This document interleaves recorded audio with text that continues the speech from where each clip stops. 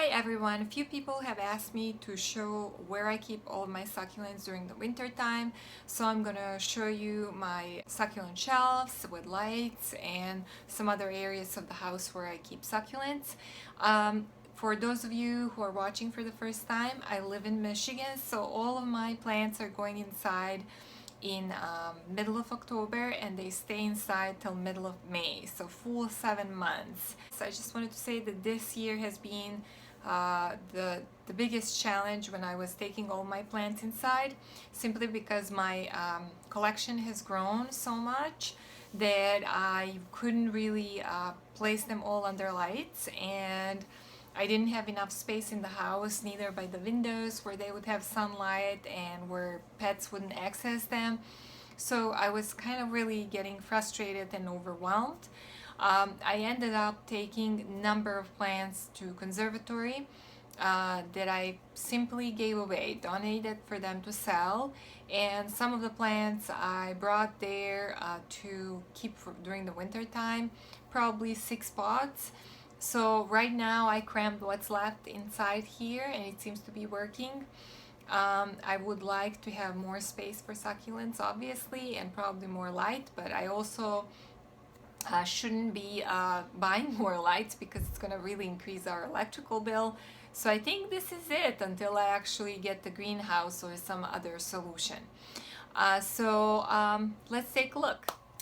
So here are my shelves where I keep most of my succulents, and of course all of the succulents that are here are the ones that require more sunlight. Cactuses are not in this room, and I will show you later where they are. In some previous videos I have explained that these shelves I have bought in IKEA. They're actually 4-row shelves. Two of them, each one was $30. I stained them black and then I attached double fluorescent lights to each shelf, and it seems to be working for most of the plants. Some plants continue to struggle, and I think it would be probably better for them to have LED light. So I'm going to show you which ones. I have noticed that Graptosedums, Petalums are stretching under these lights, and probably the best example would be Vera Higgins. It's here, and I'm going to show you how it looked before I got it inside. In a matter of a week and a half, it stretched and it completely lost color.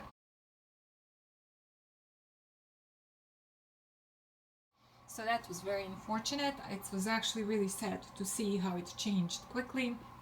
I mean, look at this beautiful plant here that stretched so bad. This is one of from my intro, one of the plants, and look at that stretching that happened since it's inside, and it's been only 3 weeks inside. Here is a Graptopetalum ghost plant that it's also starting to stretch, a little bit stretching on the Sedum clavatum as well. Those that are doing pretty good is Euphorbias. They're here on the first shelf. They usually do pretty well. The biggest spacing between the light and the shelf is here on the first shelf, where I keep the little bit taller plants like Euphorbias. There is one Kalanchoe plant. There is Hoya here. Then on the second shelf, I mostly have Echeverias. There are some Graptopetalums and Sedums. And Echeverias seem to be doing okay too. Pearl 1 Nuremberg, it didn't start stretching and it's still keeping the colors. Raindrops didn't really get all the colors. It's supposed to have pinkish, so doesn't quite work for it. But the rest of them are doing pretty good. Even the Echeveria Rainbow has got some color since inside.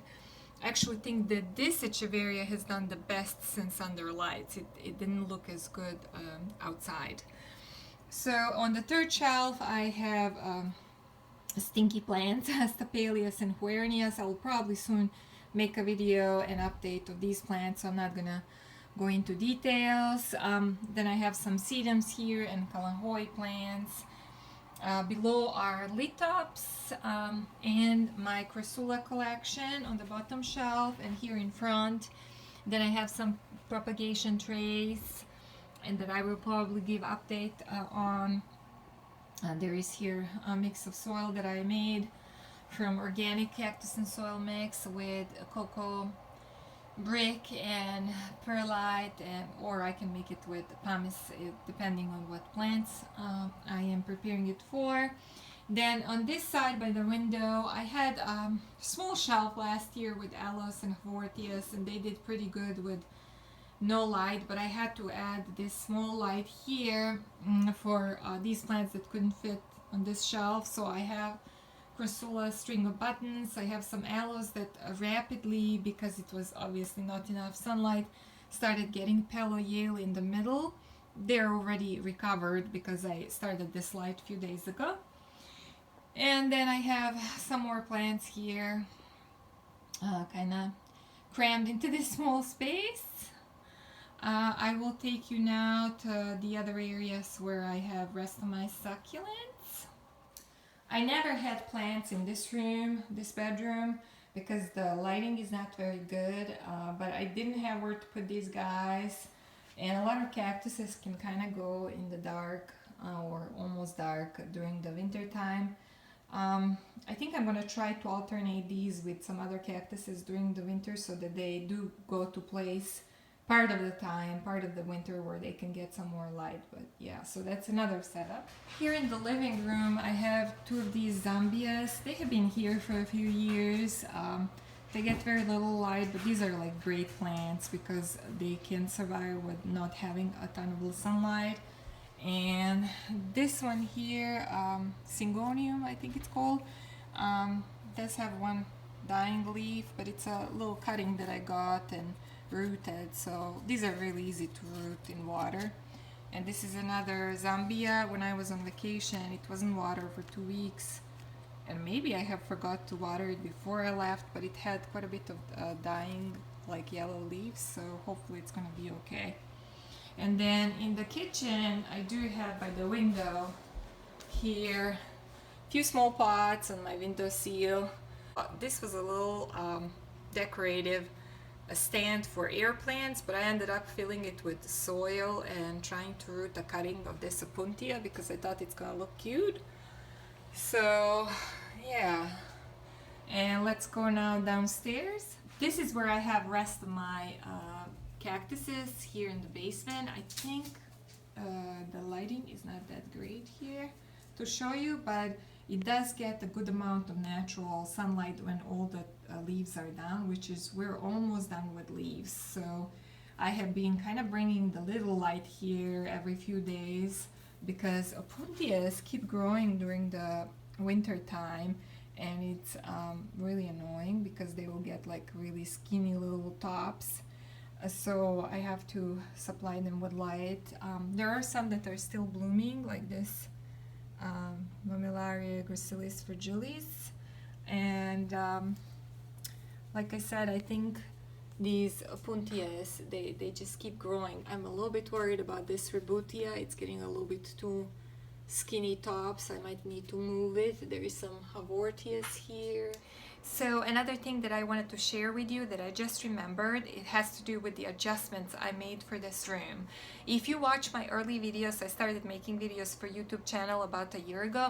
I talked about watering and challenges of my plants getting really dry during the winter time, and there is few factors that played a role in them getting so dry.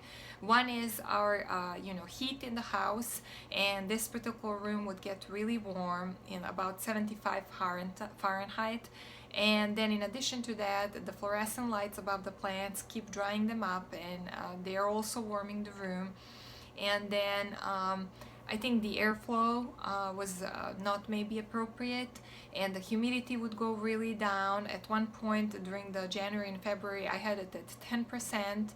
So the changes that I made is I completely closed the vents. And in spite of that, when I look around the thermostat, the temperature is currently here in the room about 19 Celsius, which is pretty comfortable for human as well as plants. I would actually wish that it's a little bit lower here, but I think that the fluorescent lights keeps adding the heat to this room. I also keep the fan running, and I'm hoping that the humidity is not going to be as low as the last year. Right now it's 46%. So I'm hoping I'm not gonna have to water plants as I did last year. I also made adjustment to soil, and I replaced the soil in a lot of plants. I stopped buying Miracle Grow. I'm really happy with Cocoa Brick that I've been mixing with organic cactus and soil mix and perlite or pumice for some of the plants that do better with pumice. So I will let you know how this winter goes and how plants do.